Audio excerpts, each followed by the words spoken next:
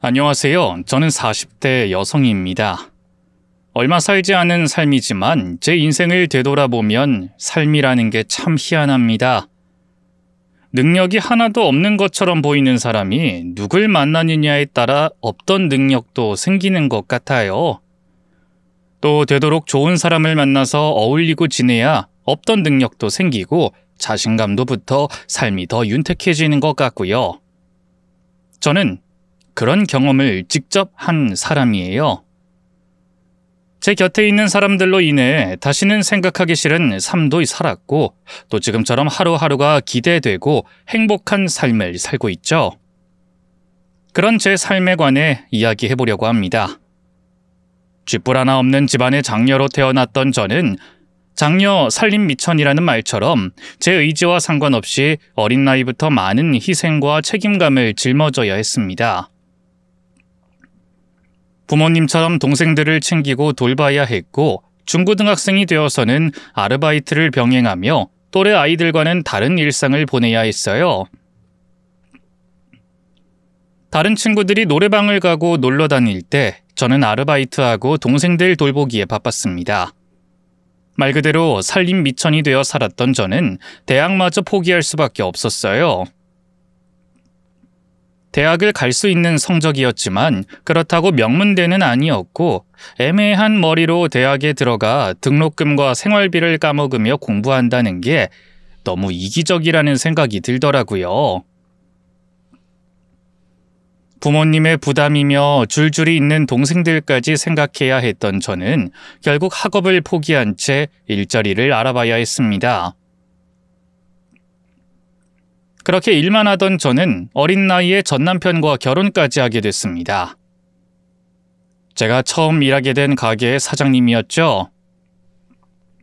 처음으로 저를 챙겨주고 걱정해주는 사람을 만나 행복한 결혼 생활을 꿈꾸기도 했지만 저의 첫 번째 결혼 생활은 끔찍한 지옥과 다름없었어요. 가난한 집에서 왔다는 이유로 절 무시하고 괴롭히던 전 시모 때문이었습니다. 처음부터 저를 탐탁지 않아 하던 전 시모는 제가 결혼한 뒤에도 절 괴롭히고 욕하고 헐뜯으며 저를 못 잡아먹어서 안달이었어요. 아휴, 집 꼬락서니가 대체 이게 뭐냐? 방을 닦긴 한 거야? 2번이나 닦았는데요. 닦은 게 이 모양이야? 넌 장녀라 그러더니 청소도 제대로 할 줄 모르니? 그리고 냉장고는 왜 이리 텅텅 비었어? 너 우리 아들 굶기니? 아니에요. 오늘 장 보러 가는 날이라서요. 근데 안 가고 뭐 했어? 여태 집에서 뭐 했냐고? 야, 넌 집에서 도대체 뭘 하는 거야? 우리 아들이 가게에서 바빠 죽는 동안 넌 집에서 놀고 먹기만 하니?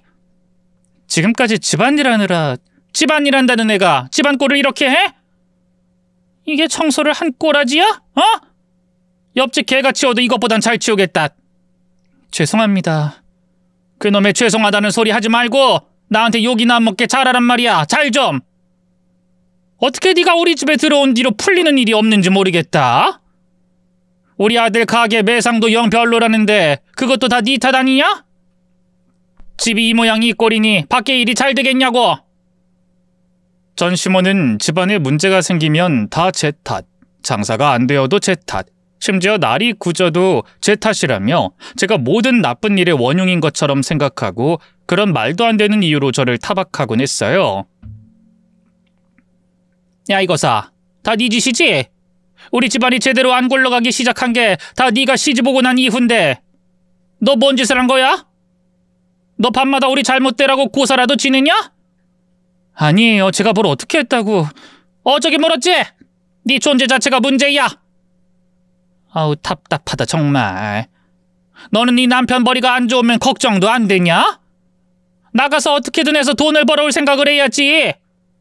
이렇게 아무것도 안 하고 두 손 두 발 놓고 있을 거야? 어머님 저 일 나가요. 그 사람 가게 일도 돕고요. 제가 그 일 보고 열심히 좀 하자는데 그이가 노력을... 닥쳐! 네가 하긴 뭐래? 하긴 너 이렇게 도움이 안 될 거면 어디 섬에 팔려가기라도 해라. 너 팔아서 돈 좀 만들어와. 돈 좀. 처음에는 가정을 지키기 위해 어떻게든 참고 버텨보려 했지만 그건 사람이 견딜 수 있는 고통이 아니었습니다. 남편이 노력하지 않아 가게 일이 안 되는 걸 제 탓이라고 욕하고 때리고 몸을 팔아 돈까지 마련하라는 그 말을 듣고 있을 순 없었어요. 결국 집을 뛰쳐나갔고 한참 동안 들어가지 않다 이혼해주겠다는 말을 듣고 나서야 이혼하게 됐죠. 당연히 무일푼으로 쫓겨났고요. 그렇게 결국 저는 전 남편과 이혼하고 도망치듯 집을 떠났고 그 후로 또다시 외롭고 힘든 생활이 이어지게 되었습니다. 뼈 빠지게 일해놓고도 가진 것 없이 이혼한 탓에 저는 고시원과 여관을 전전하며 일자리를 알아봐야 했어요. 그러던 중 혼자가 된 제게 정말 좋은 인연이 찾아오게 됐죠. 사실 저는 한 번의 실패를 겪고서 두 번 다시 결혼할 생각이 없었어요. 전 남편도 처음엔 잘해주고 좋았던 사람이었는데 결혼하자마자 변한 걸 보며 남자들은 다 똑같다고 생각했거든요. 그런데 사람 인연이라는 게 어떻게 될지 모르는 건지 제게 더없이 좋은 남편이 찾아오게 됐죠. 그런 저희 사이를 중매서 주셨던 건 다름 아닌 제가 일하던 가게의 사장님이셨어요. 이혼 후 가진 것 없이 고생하며 지내던 제가 어렵게 취직을 한 가게의 사장님께서 열심히 일하는 절 좋게 봐주셨어요. 더 이상 갈 곳이 없다 싶어서 그런지 죽어라 일만 열심히 했는데 제가 일머리가 있었는지 꽤 일을 잘했습니다. 그러자 절 예뻐하시던 사장님이 저에게 점점 관심을 가지시더라고요. 은진 씨는 참 센스가 좋아. 어쩜 이렇게 일을 잘해? 아니에요. 못하니까 열심히만 하는 거죠. 아니야. 아무리 열심히 하라고 해도 못하는 사람들이 태반인데 은진 씨는 시키지 않은 일까지 야물딱지게 딱딱 해놓잖아. 덕분에 내가 아주 마음이 놓여. 은진 씨 들어오고 나서부터는 내가 스트레스가 없다니까. 결과가 말해주잖아. 우리 매출이 얼마나 높아졌다고. 예쁘게 봐주셔서 감사해요. 이렇게 똑똑하고 일도 잘하는데 은진 씨를 왜 안 데려가나? 사장님은 저에 대해 궁금하신지 이것저것 물어보셨어요. 말하기 곤란한 질문이었지만 사장님이 저를 좋게 생각하고 계신다는 걸 알고 있었던 저는 그런 사장님께 솔직한 제 이야기를 털어놨습니다. 친정에도 자세히 알리지 못했던 얘기들을 털어놓고 보니 저도 한결 마음이 가볍더라고요. 어머, 은진 씨 고생 많이 했구나. 세상에, 어떻게 그런 사람이 다 있니? 고생 많이 했어. 이젠 뭐 다 지난 일인데요. 제가 멍청해서 남자를 잘못 만난 거죠. 잘해주겠다는 말에 속아서 그냥 결혼하면 안 되는 건데.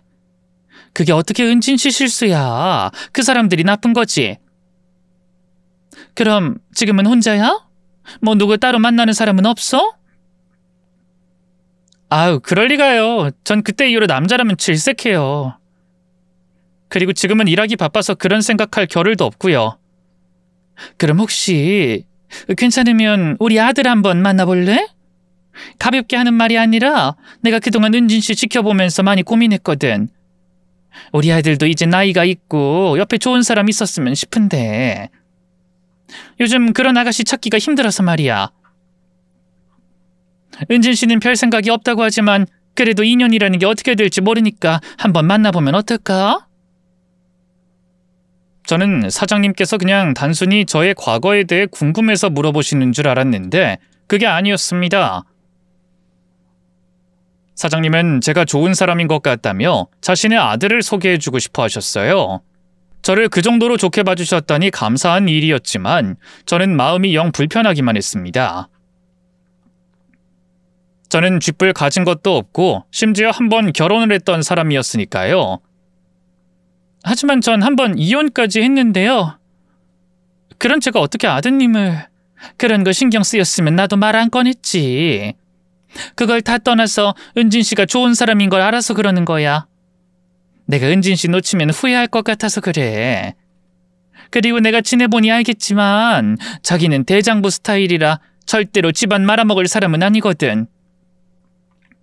그런 은진 씨 같은 며느리가 집안에 들어와주면 아무 걱정이 없을 것 같아. 사장님의 말씀이 위로되었지만 그래도 저는 여전히 저 자신에게 자신감이 없었습니다. 그러자 사장님에게 귀뜸을 들은 남편이 먼저 제게 다가와 주더라고요. 그 부모의 그 자식이라는 말처럼 남편 역시 사장님처럼 속 깊고 따뜻한 사람이었어요. 남편은 사람의 겉모습만 보는 것이 아니라 사람의 내면을 바라봐 줄 아는 사람이었고, 그런 남편은 저를 더 나은 사람으로 만들어줬어요. 항상 구박되기 못난이었던 제가 처음으로 제대로 가치 있는 사람이라고 인정을 받는 기분이었죠. 그렇게 남편 덕분에 평생 갖지 못했던 자존감을 가지게 된 저는 저도 행복해질 수 있는 사람이라는 것을 깨닫게 되었습니다. 용기를 가진 저는 남편과 만남을 시작했고 결국 결혼까지 하게 됐죠. 저희를 이어주셨던 시어머니께서는 저를 딸처럼 아껴주시며 예뻐해 주셨고, 덕분에 저는 여전히 시어머니 일을 도우며 행복한 결혼 생활을 할 수 있었습니다. 다정한 남편과 금슬도 좋고 이제서야 행복한 인생을 살아가겠구나 싶었죠. 그런데 그 순간 집안에 먹구름이 드리워지기 시작했습니다. 건강한 줄만 알았던 남편이 갑작스럽게 병을 얻어 당장 1년도 살 수 있을지 모른다는 진단을 받았거든요. 시한부 판정을 받은 남편을 보며 저는 절망할 수밖에 없었어요. 돌고 돌아 어렵게 찾은 사랑인데 제대로 시작해보기도 전에 허무하게 이를 순 없다고 생각했죠. 의사들조차 고개를 내젓는 상황에 희망을 찾기가 더 어려웠지만 저는 절대로 쉽게 포기할 생각이 없었습니다. 이렇게 착하고 다정한 남편을 떠나보낼 수 없다는 생각에 저는 어떻게든 남편을 살리기로 결심했어요. 그리고 그때부터 저의 온 힘과 노력을 남편에게 쏟아붓게 됐죠. 저는 남편의 병을 고치기 위해 최선을 다했습니다. 먹이는 것, 입히는 것, 재우는 것 하나하나 신경 쓰지 않은 부분이 없었고, 어디서 병에 좋다는 음식이나 약이 있으면 전국을 뒤져서라도 찾아내고 말았어요. 남편을 살릴 작은 가능성이라도 보이면 물불 가리지 않고 희망을 걸었죠. 100가지 방법 중 한 가지라도 통하면 좋겠다고 생각하면서 말이에요. 그렇게 남편을 살리려 노력했더니 정말 기적이 찾아와 줬습니다. 병원에서도 가능성이 희박하다고 포기했던 남편이 다시 살아나기 시작했던 거죠. 남편이 아프기 시작한 지 정확히 3년이 되던 날, 남편은 완전히 회복하게 됐고 일어나서 다시 정상적인 생활을 할 수 있었습니다. 그제야 저는 한시름 놓고 시어머니 일을 다시 돕게 됐죠. 그리고 저는 다시금 제 곁에 있는 시어머니와 남편의 소중함을 깨달을 수 있었습니다. 똥차가 떠난 뒤 벤츠가 온다고 하던데 제가 딱 그 말의 주인공이었어요. 거기다 저번 결혼해서 전 남편이라는 인간도 모자라 전 시모마저 똥차 중에 똥차였는데 이번엔 남편의 시어머니까지 벤츠, 아니 그 이상의 슈퍼카였죠. 똥차를 겪고 난 뒤라서 그런지 그 차이가 더 절실히 체감되었고 다른 사람들에겐 평범할 수도 있는 일상이 얼마나 소중한지 느낄 수 있었어요. 그래서 정말 잘하려고 했습니다. 아내로서 며느리로서 제가 가지고 있는 능력의 120%더 짜내어 잘하려고 했죠. 성실하고 꾸준히 가족들 뒷바라지하며 도움이 되는 게 제가 가장 잘하는 일이기도 했어요. 시어머니 사업을 돕고 또 회사 다니는 남편 뒷바라지까지 정말 열심히 했습니다. 저는 그게 많은 부분에서 모자란 제가 남편과 시댁에 해야 하는 당연한 일이라고 생각했는데 역시 좋은 사람들은 그런 것마저 당연한 일이라고 생각하지 않고 고마워했어요. 어머님께서 또 남편이 잘해서 집안이 잘 되는 걸 모두 저의 덕분이라며 공을 저에게로 돌렸죠. 어머님, 어디 가시는데 말씀을 안 해주세요? 그리고 인감은 왜... 우리 복덩이 며느리 너무 고마워서 내가 일찍 좀 내 건물 물려주려고. 네? 건물을 물려주신다고요? 어머님 건물 말씀하시는 거예요? 그래, 나야 어차피 사업하면서 들어오는 돈도 있고 또 어차피 너희 물려주게 될 건물이니까 너한테 일찍 주려고 해. 어머님 말씀은 감사한데 그 건물 제가 받는 건 아닌 것 같아요. 받아도 그이가 받아야죠. 그리고 제가 시집와서 산 게 뭐가 있다고요. 제가 어머님과 그이에게 선물을 사드려도 모자란 상황에 이건 아닌 것 같아요. 저 어머님 마음만 감사하게 받을게요. 돌아가요. 돌아가기는 벌써 준비해 놓을 거 다 해놓은 상황인데. 그리고 네가 시집와서 왜 한 게 없어? 우리 집에 이만큼 사는 게 다 누구 덕분인데. 내 사업은 둘째 치더라도 우리 영준이 너 아니었으면 이 세상 사람 아니었을 거다. 너 없었으면 진작에 내가 내 새끼 제사상을 차렸을 거야. 그렇게 생각하면 네가 우리 영준이 살려냈을 때 바로 보답을 하는 게 맞아. 근데 나도 사업한다고 또 영준이 챙긴다고 정신이 없어서 보답하는 게 너무 늦었다. 보답이라뇨. 자기 남편 간병하는 건 당연한 일이죠.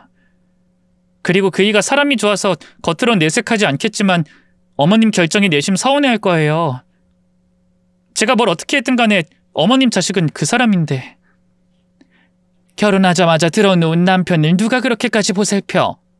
그리고 보살핀 게 다야? 네가 지금까지 영준이랑 나에게 얼마나 잘했는데.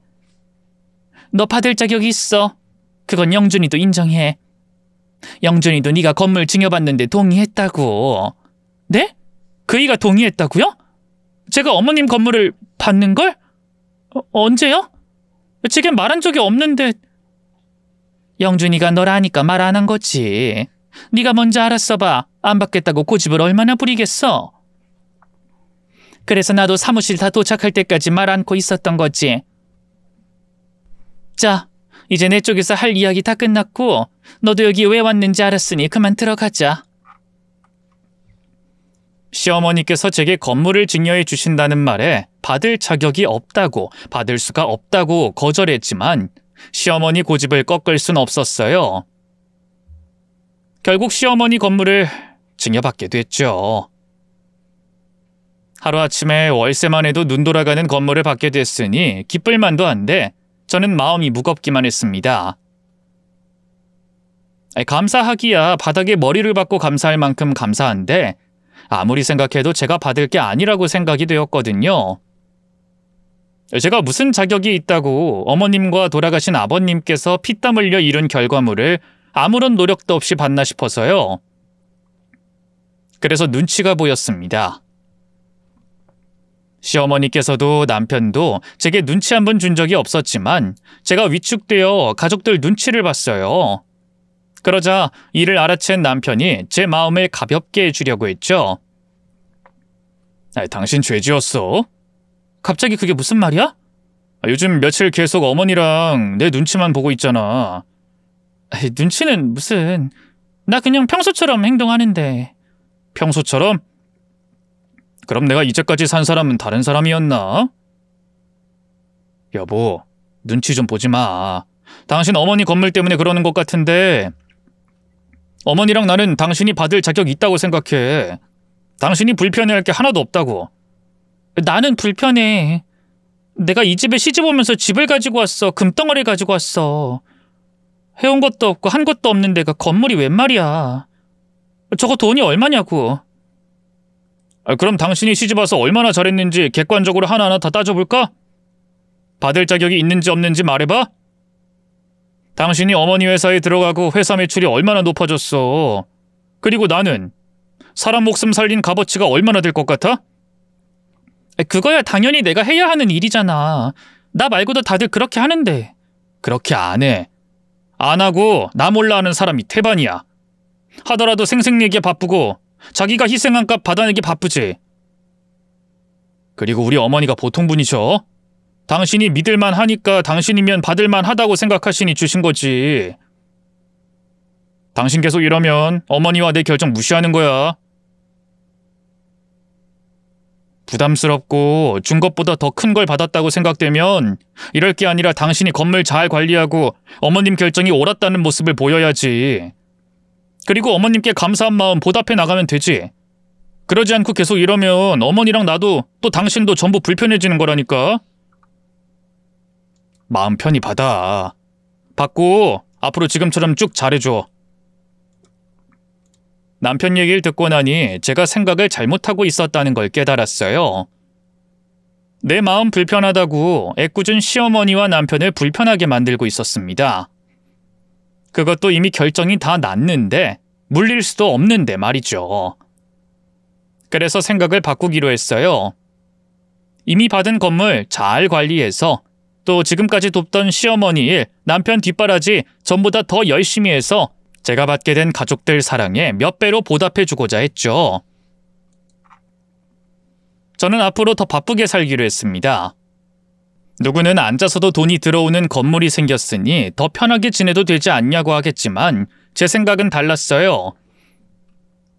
건물 월세로 들어오는 돈은 따박따박 모아서 우리 집안이 필요할 때 또 보탬이 돼야 할 때 쓸 거고 그거에 플러스 알파를 벌어 매주, 매달 어머님과 남편에게 감사의 표시를 하려고 했거든요.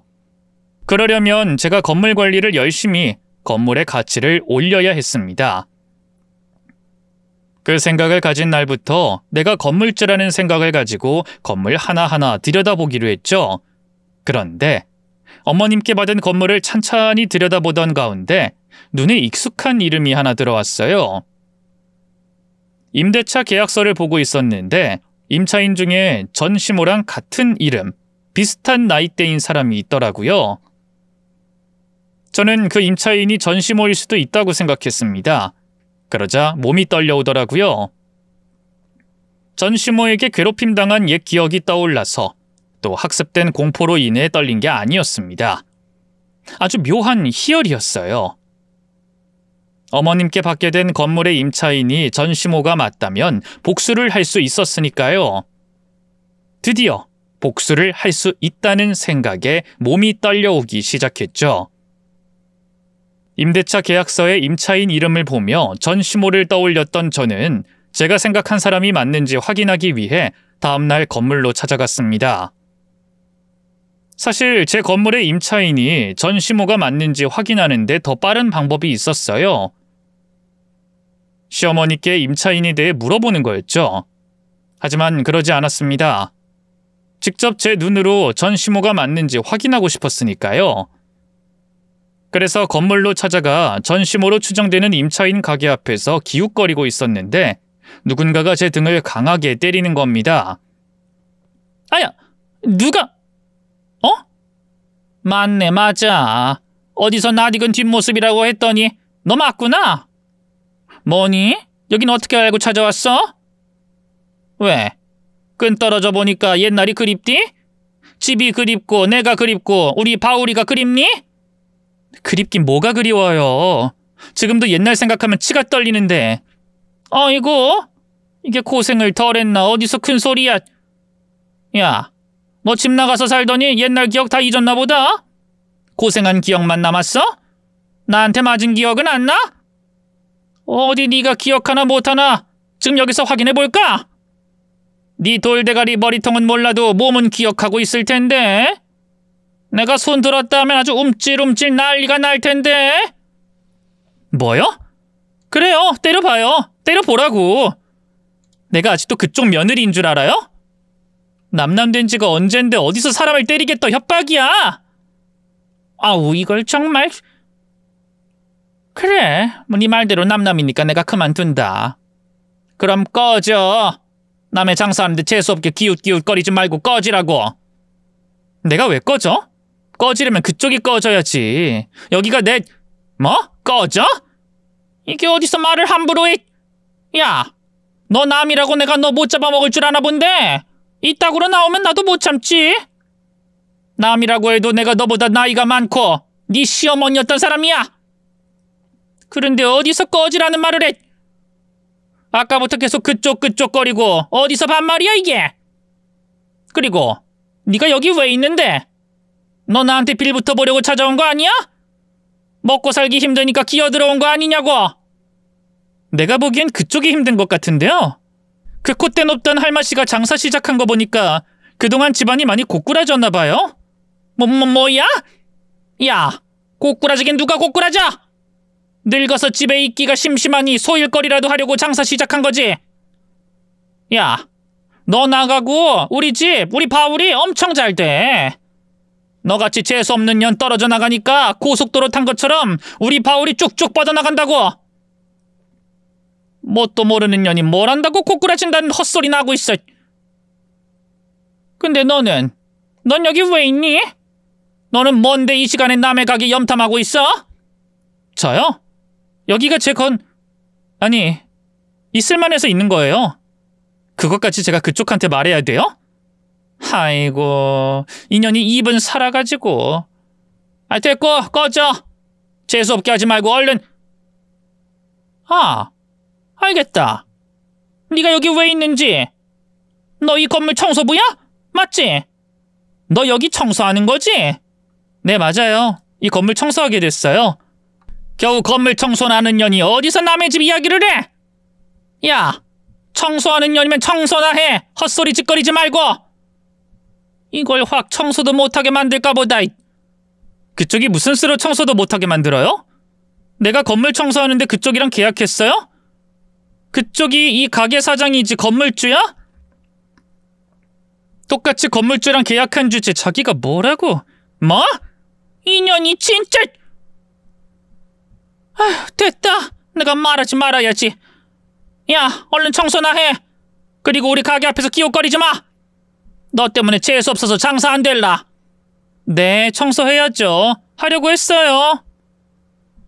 처음엔 제 정체를 시모에게 밝히려고 했습니다. 아니, 그럴 것도 없이 시모도 알 거라고 생각했어요.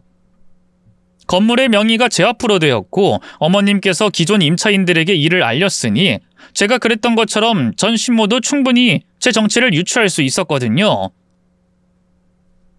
물론 건물주가 바뀐다고 해도 기존의 계약서 역시 승계되어 건물주가 누구로 바뀌든 관심이 없을 순 없지만 한 번쯤은 들여다볼 수 있잖아요. 그래서 전 시모가 절 보면 알아차릴 거라고 생각했는데 모르더라고요. 몰라보면서 과거에 저에게 했던 것처럼 행동했습니다. 그 모습을 보며 제 정체를 당장 밝히지 않겠다고 생각했어요. 전 시모가 제 정체를 모르는 상태에서 가지고 놀아야 재밌는 일이 더 많고 또 나중에 속도 더 뒤집을 수 있겠다고 생각했으니까요. 그래서 청소부가 되어 청소를 했죠. 어차피 제 건물이니 제가 쓸고 닦고 청소를 해야 했습니다. 건물 청소해 주시는 분들이 계약은 되어 있었지만 일주일에 한 번 정도라 그 횟수만으론 부족하기도 했고요. 청소하면서 전 시몬의 가게를 계속 훑어봤죠. 훑어보다 종종 전 시모 성질도 건드렸고요. 야, 너 왜 우리 집 물 마셔? 너 돈 냈어? 돈 냈냐고? 물 한 잔 마시는데 돈이 얼마나 든다고 돈을 내요. 그리고 내가 가게 앞에 청소해 주잖아요. 청소하는 년이 청소하는 게 당연하지. 너네 가게에서 물 얻어 마시지 마. 다른 데 가서 얻어 먹으라고. 아니면 물값 내. 1,000원. 1,000원 내고 마시라고. 물 한 컵이 1,000원이에요? 비싸네. 어쩐지 장사가 왜 안 되나 했더니 물값을 1,000원이나 받아서 그렇구나. 뭐? 장사가 왜 안 돼? 지금 점심시간이 아니라서 그렇지. 아, 그렇구나. 어쨌든 물값은 1,000원인 거죠?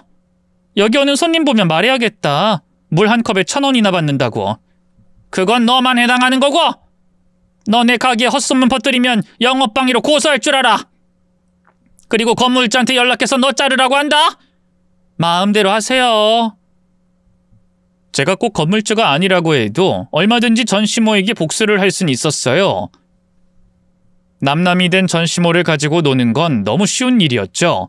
하지만 그건 쉽게 말해 잔펀치였고 전 시모 목줄을 쥐고 흔들고 싶었습니다. 건물주로서 시모를 괴롭혀야 했죠. 어머, 장사하고 있었구나. 난 공사를 하고 있길래 장사 망해서 떠난 줄 알았는데. 야, 너는 나 열받게 하려고 출근하냐? 청소하는 년이면 청소나 할 것이지 왜 남의 가게에 들락거려? 꺼지라고! 나 오늘은 건물 청소 보러 온 거 아니에요. 청소 끝내고 손님으로서 밥 먹으러 왔다고요. 여긴 손님도 가려서 봤나? 내가 나가서 여긴 손님 가려받는다고 해야 하나? 아니다. 말할 필요도 없겠네. 공사한다고 여기 영업 중인지도 모르는데 괜히 홍보해줄 필요는 없지. 아우, 천년을. 야, 너 조용히 밥만 처먹고 가. 내가 원래면 너 같은 년 내 가게 숟가락 못 들게 하는데 장사가 더럽게 안 돼서 어쩔 수 없이 받을 테니까 조용히 처먹고 가라고. 아이고, 고마워라. 근데 공사는 뭐예요? 무슨 공사한다고 가게 앞부터 입구까지 다 막아요? 아까 보니까 주차장 쪽 아니면 여기 영업하는 줄도 모르겠던데. 뭐 나야 청소한다고 주차장까지 간 거지만 다른 사람들은 그쪽까지 들어갈 일이 없어서 어떡해요? 그렇지? 안 보이지? 아우씨, 내가 더러워서 정말. 뭐 하는 건데요? 내 앤들 무슨 공사하는 줄 알겠니? 공사하겠다고 종이 한 장 틱하고 보낸 게 전부인데 건물주가 어린 년으로 바뀌었다고 하더니 아주 별 지랄이야. 멀쩡한 건물에 왜 공사해? 공사해서 뭘 어떡하려고? 월세 높이려고? 월세 높여서 우리 같은 소상공인 세입자들 다 죽이려고. 하여튼 있는 것들이 더하다고 하더니. 맞다. 그년 이름도 너랑 똑같더라. 그년 이름도 박은진이야, 박은진. 어쩜 너희들은 하나같이 재수가 없고 남의 앞길 막는다니? 도대체 내가 박은진이라는 것들이랑 전생에 무슨 악연이었길래 현생에서까지 이어져. 아우, 열받아. 야, 너 그냥 가. 꺼지라고. 갑자기 또 왜 그러세요? 장사 안 되는 집에 밥 한 그릇 팔아주겠다는 사람한테 너랑 이름 똑같은 건물주년 때문에 열받아서 그런다. 억울하면 건물주년한테 가서 따져. 따지면서 내 말도 전해줘라. 남의 장사 망하게 하려고 이러는 거냐고. 저는 건물 유지 보수를 핑계대고 전시모가 하고 있던 가게 전면과 입구 쪽으로 공사를 시작했어요. 전시모가 말한 것처럼 가게 망하라고 말이죠. 당연히 전시모는 항의한답시고 저와 통화를 하려고 했지만 저는 바쁘다는 핑계를 대며 문자로 답을 대신했습니다. 이미 법적으로는 아무런 문제가 되지 않는다는 걸 알았기 때문에 일일이 대응할 건 없었어요. 하지만 전시모는 속이 타들어가기 시작했는지 제 답장에도 불구하고 1시간마다 전화를 걸어왔어요. 결국 끝까지 받지 않으려던 전화를 받아야 했죠. 다만 제 정체는 아직 밝힐 수 없었기에 전시모가 알아차리지 못하도록 목소리를 변조했습니다. 네, 여보세요? 안녕하세요. 문자론 얘기를 나눴는데 이렇게 통화론 처음 뵙네요. 바쁘시지만 않으시면 저희 가게에서 제가 대접이라도 하면서 얘기 나눴을 텐데 워낙 바쁘다고 하셔서 이렇게 전화로 뵙습니다. 네. 공사 때문에 연락한 거죠? 그건 제가 저번에 문자로 답변한 것처럼 네, 알죠. 공사업체랑 중간에 얘기가 틀어져서 원만히 해결 중이라는 건요. 아는데 조금만 더 빨리 해결해 주십사 부탁드리려고요. 공사하고 매출이 정말 뚝 떨어졌어요. 입구만 하면 모르겠는데 밖에서 보이는 가게 전면까지 다 막아놔서 저희 가게 영업하는지를 모르더라고요. 잠깐이야 버틸 수 있다고 해도 이게 길어지면 저희도 월세 내는 게. 저희도 빨리 해결하려고 해요. 그리고 월세는 걱정 마세요. 보증금에 깎으면 되잖아요. 네? 보증금이요? 월세는 그런데 저희가 전기세도 그렇고 먹고 사는데 돈도 벌어야 해서. 그럼 저보고 뭘 어쩌라고요? 그래서 내가 건물 입구 앞에 판때기 세우는 것도 허락해 줬잖아요. 그리고 누군 공사 질질 끌고 싶어서 그래요? 그러게 단골 만들어서 건물 공사 하든 말든 손님이 찾아오게 해야지. 누가 목만 보고 들어오라고 했어요. 저기요 사장님, 그렇게 말씀하시면 안 되죠. 그 목 때문에 새가 비싸도 들어왔는데. 그리고 제가 이런 말까지는 안 하려고 했는데 왜 콕 집은 것처럼 저희 쪽만 공사하세요? 일부러 그러세요? 저희 쫓아내려고? 뭐요? 쫓아내? 어디 진짜 한번 쫓아내봐요? 그 집 문 닫게 만들고 계약 기간 동안 월세 한 푼도 빠짐없이 다 받아내 볼까요? 아니 제가 느끼기에 그렇다는 거지. 사장님께서 그러신다는 건 아니고요. 죄송해요. 가게 영업이 너무 안 되다 보니까 스트레스를 받아서 그만. 죄송합니다. 근데 이해 좀 해주세요. 공사 때문에 가게 영업이 너무 안 돼요. 거기에 대해서는 이미 문자로 답장 보냈습니다. 이런 것 때문에 바쁜 사람 전화기 붙잡고 있게 하지 마세요. 제가 한가한 줄 아세요? 강한 사람한테 약하고 약한 사람한테 강한 전시모는 청소부인 제 앞에서 보인 모습과 달리 건물주인 제 앞에선 벌벌 기었습니다. 그 모습도 보기 좋았지만 저는 확실히 밟을 수 있게 전시모가 조금은 성과를 보이길 원했어요. 그래서 시모가 열받을 만한 이야기를 가져갔죠. 공사 되게 오래 하네. 여기 언제 끝난다고 해요? 몰라. 모르니까 꺼져. 사람 열받게 하지 말고 꺼지라고. 왜 그래요? 내가 그래도 예정 생각해서 정보도 하나 가지고 왔구만. 정보? 뭐? 옆에 휴대폰 매장 나가잖아요. 거기 뭐 들어오는지 알아요? 거기 나가? 아직 하는 것 같던데? 다음 달인가 나간다고 하더라고요. 근데 그게 중요한 게 아니고 나간 다음이 문제예요. 뭔데? 다음에 들어오는 집이 무한리필 고깃집인데 국밥도 있다고 하더라고요. 뭐? 국밥? 뭔 개소리야! 그거 법으로도 안 돼! 경업 금지 때문에 한 건물에서 그딴 식으로 하는 거 불법이라고! 불법 아니라고 하던데? 그쪽에서 판매하는 건 고깃집이라고. 국밥 판다며! 무한리필이라 국밥은 서비스라던데요? 그래서 방금 말한 건 위반 안 되는 것 같던데. 이런 미친... 그거 진짜야? 그거 누구한테 들었어? 확실한 거냐고? 확실하죠. 여기 건물주 사장님께 들은 이야기인데. 건물주 사장님이 가게도 직접 한다던데. 뭐? 어쩐지 그년이 공사부터 이 새파랗게 젊은 년이 누구 가게를 망하게 하려고. 이 쌍년이. 너 거기 가만히 있어봐.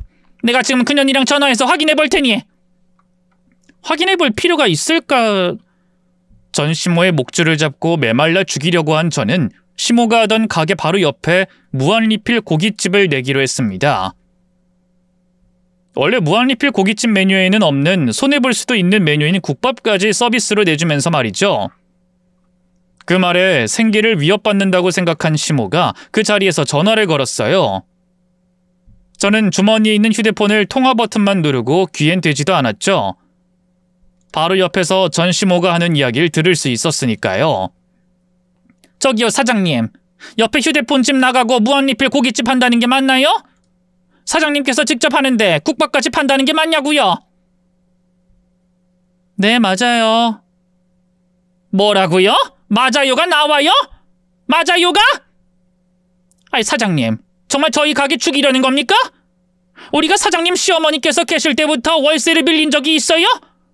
저희 가게 때문에 소란이 있었어요. 왜 이러는 건데요?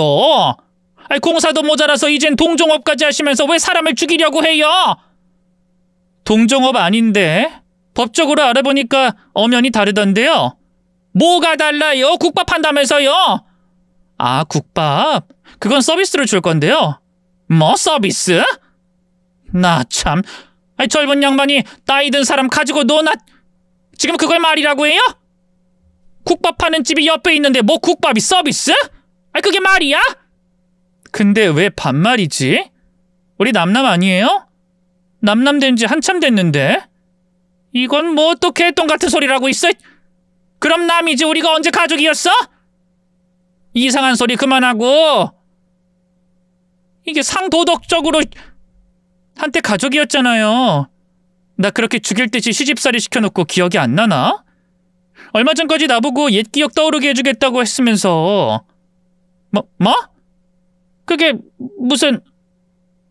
뭐야? 너 왜 날 그렇게 쳐다봐? 장사가 이렇게 안 되고 앞으로 더 안 될 텐데 휴대폰 비용이라도 아끼세요. 이렇게 가까이 있는데 대화로 하자고요. 이 통화 말고 대화로. 이게 무슨 미친 소리... 잠깐만. 여보세요? 뭐야? 지금 네가 내 전화 받는 거니? 그럼 건물주가 너야? 그 박은진이가 너라고? 너? 못 믿겠으면 서류라도 떼올까요? 아니면 우리 시어머니께 전화해서 바꿔드릴까요? 조금 전까지 열받아 죽을 것 같아 하던 전시모는 제 정체를 알곤 놀라 쓰러져 죽을 것 같은 표정을 짓고 있었어요. 발이 이미 풀렸는지 넘어지듯 의자에 걸쳐 앉아 거친 숨만 몰아쉬고 있었죠. 이제 힘 다 빠진 전시모를 밟을 차례였습니다. 내가 조금 더 가지고 놀까 생각했는데 내가 바빠요. 우리 집안에서 내가 복덩이라 할 일이 너무 많거든요. 그리고 생각보다 재미가 없네. 사람 괴롭히는 게. 그러니 빨리 끝냅시다. 가게 앞 공사는 계속할 거예요. 내 돈 들여서 내가 공사하는 거고 건물 유지 보수 때문에 하는 거니까 영업방해 같은 개소리 하지 마세요. 그랬다간 진짜 영업방해 들어갑니다. 그리고 경업금지가 처분 신청하려면 해보세요. 나도 법적으로 문제될 거 없는지 다 알아봤으니까. 근데도 한다? 그럼 그때부턴 나 죽고 너 죽고 시작이에요. 그쪽이 국밥 얼마에 팔건 난 가격 똑같이 맞춰줄 거고 서비스로 나가는 국밥은 그쪽보다 더 맛있게 푸짐하게 할 거니까. 손해보는 건 그쪽 월세에서 퉁쳐서 한 2년 정도 공실이라 생각하면 되고. 또 월세는 밀리지 마요. 나 끝까지 다 받아낼 거니까. 너 지금 나한테 이러는 거 전부 다? 맞아요. 지독하게 했던 시집살이에 복수하는 거. 그래도 좀 낫죠? 이유도 없이 당하고 있는 것보다 이렇게 복수라는 걸 알고 당하게 되니까. 그래도 이 정도인 걸 다행이라고 생각해요. 남의 귀한 몸과 시간 전부 엉망으로 만든 것에 비하면 장사 망하는 건 별거 아니잖아요. 야! 너 지금 제정신이야? 이미 다 지나간 일에 복수를 해? 그것도 사람 먹고 사는 걸 못할 정도로? 이럼 내가 가만히 있을 것 같아? 나는 물론이고 바울이도 가만히 있을 것 같냐고? 너 사람 눈 돌면 어떻게 나오는지 모르나 본데? 그래, 어디 한번 해봐. 사람 눈 돌면 어떻게 되는지 내가 알려줄 테니까 어디 해보라고 해봐. 지금은 못 보여줘? 그럼 내가 지금 보여줄까? 내가 내 건물에 불이라도 질러서 보여줘? 얘가 왜 이래? 얘 너 지금 너무 그럼 흥분 안 하게 생겼어? 당신들이 내게 어떻게 했는데? 내가 어떻게 살았는데? 그러니까 내가 하는 복수에 조금도 발버둥 치지 마. 그땐 이걸로 안 끝나. 당신들 쫓아다니면서 폐가 망신할 때까지 괴롭힐 거라고. 시몬은 제가 건물주라는 말에 놀랄 시간도 없었습니다. 제가 폭풍같이 화를 쏟아냈거든요. 원래는 화내지 않으려고 했어요. 감정의 변화 없이 조곤조곤 밟으려고 했는데 이 분노의 대상이 바로 앞에 있으니 반성하는 모습이 조금도 없으니 안 되더라고요. 그래서 열을 내며 잔뜩 겁을 줬죠. 겁을 준 뒤에는 마음껏 무시하고 짓밟으려고 했는데 그 여자가 가만히 있질 않더라고요. 그것도 제 뒤에서 이상한 짓을 하려고 했습니다. 나랑 무슨 볼 일이 있어요? 빌려고? 이제 와서 용서해달라고? 나 그쪽 용서 안 해요. 용서할 거면 애초에 괴롭힐 마음도 안 먹었어요. 계약 기간 끝나면 나가라고 하고 끝냈지. 아이, 사모님 보세요. 얘가 이런 애라니까요. 사모님 앞에선 요조숙녀처럼 굴죠? 근데 얼마나 까진 애인 줄 아세요? 아무리 이혼했다고 해도 내가 한땐 지 시어머니였는데 사모님 덕분에 건물주 됐다고 갑질하는 거 보셨어요? 사모님? 지금 누굴? 어머님? 어머님께서는 여긴 어떻게... 사모님 내가 모셨어. 사모님도 아셔야지. 네가 어떤 년인지. 네가 무슨 거짓말을 하고 사모님 마음을 얻었는지 모르겠지만 그것도 오늘로서 끝이야. 내가 너 오기 전에 다 말했다. 네가 어떤 년인지. 사모님, 이거 아주 발칙한 년이죠? 이거 말로는 못 알아들어요. 때려서 저 혼구멍을 제대로 내야지. 이 건물 증여 취소하시고 도로 가져가세요. 받을 자격도 없는 애인데 이런 애한테 건물 주면 세입자들 눈에서 피눈물 난다고요. 저 보세요. 지금 저희 가게가 몇 주 동안 영업이 안 되는데. 당신 내가 분명히 가만히 있으라고 했는데? 은진아, 그만해라. 이걸 어쩌나? 너 좀 가만히 있어야겠다. 은진이 넌 뭐 이런 걸 상대하고 있니? 상대해봤자 너만 더러워지는걸. 이걸 어째 상대하면 너만 더러워진다는... 네? 사모님, 지금 저보고 말씀하시는 거세요? 저요? 공사한다, 고깃집 낸다 이러면 돈이 얼마야? 뭐 그렇게 복수해서 네 속이 편해지면 상관은 없겠지만 이렇게 안 해도 얼마든지 할 수 있는데 그것도 네 덕 쌓으면서 말이야. 네? 덕이요? 내일부터 나랑 길에 좀 다니자. 요즘 길엔 노숙자들이 많던데 그 사람들 배 골지 않게 여기서 밥 먹여. 노숙자들한테 직접 돈 주지 말고 여기 앞에서 네가 있다가 먹고 가면 결제해 주는 걸로 하자. 여기 테이블이 2, 4, 6, 4인석이 10개 정도 되니까 4인석 하나에 한 명씩 10에서 14사람 정도 데려다 점심 저녁으로 식사 대접해. 여기 손님 가려받진 않지. 그럼 그거대로 소문내면 되기도 되는데. 사모님, 지금 무슨 말씀하시는 거예요?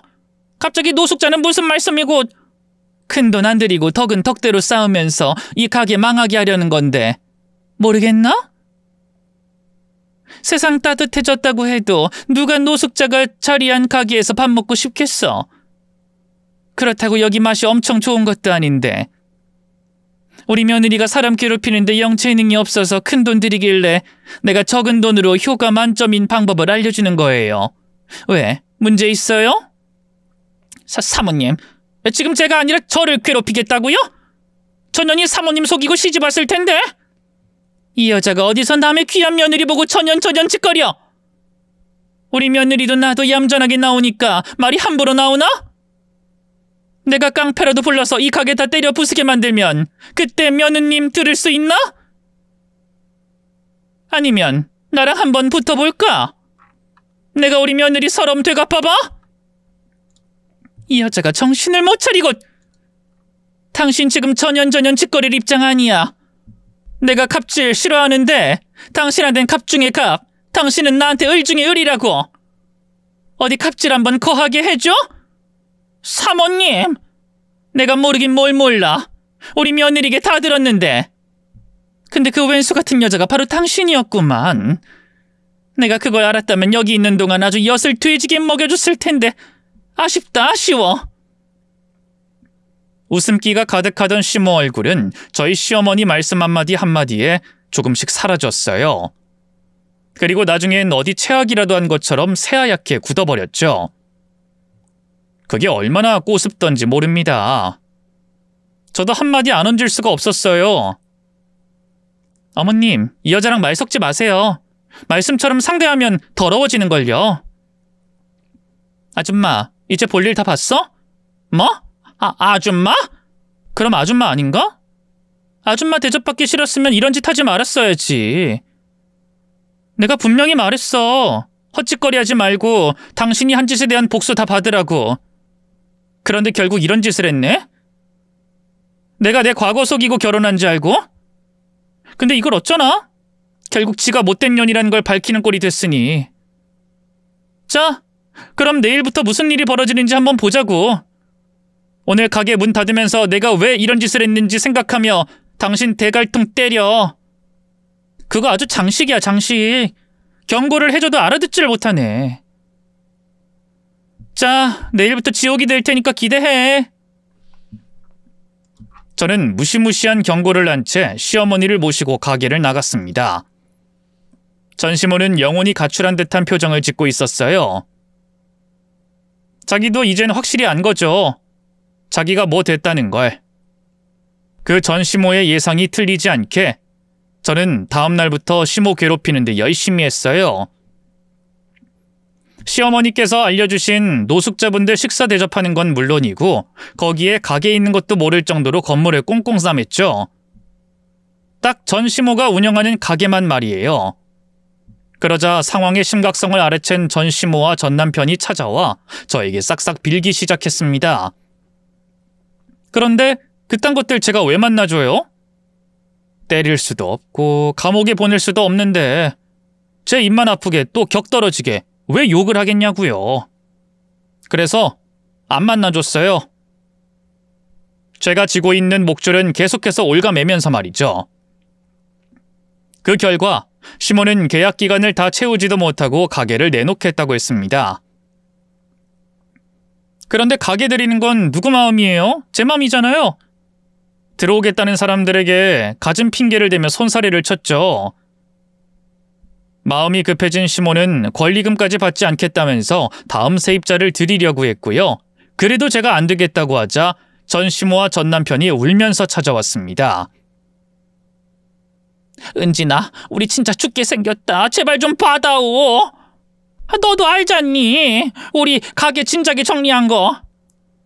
이제 월세 낼 돈도 없다. 이제 먹고 죽어도 돈이 없어. 그러니 제발 좀 살려다오. 우리가 잘못했어. 여보, 엄마랑 내가 잘못한 거 다 인정해.